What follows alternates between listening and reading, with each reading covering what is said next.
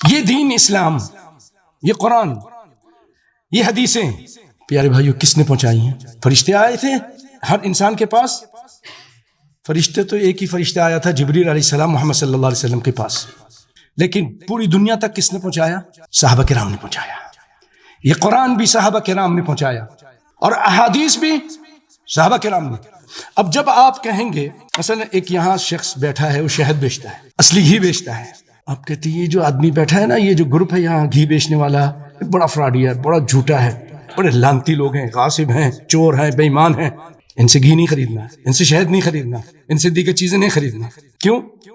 جو گندے لوگ ہیں، فراڈی ہیں، تو ان کی چیز میں بھی فراڈ ہوگا۔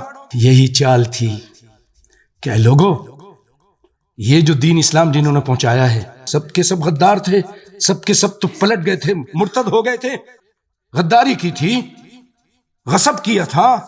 تو پھر یہ اتنے 1,00,000 کے قریب صحابہ کرام انہوں نے احادیث پہنچائیں، تو ان کی لاہی ہوئی چیز بھی جو فراڈیا ہے، جب آپ اس کو کہہ دیتے ہو فراڈیا ہے، تو فراڈیے کی چیز بھی فراڈ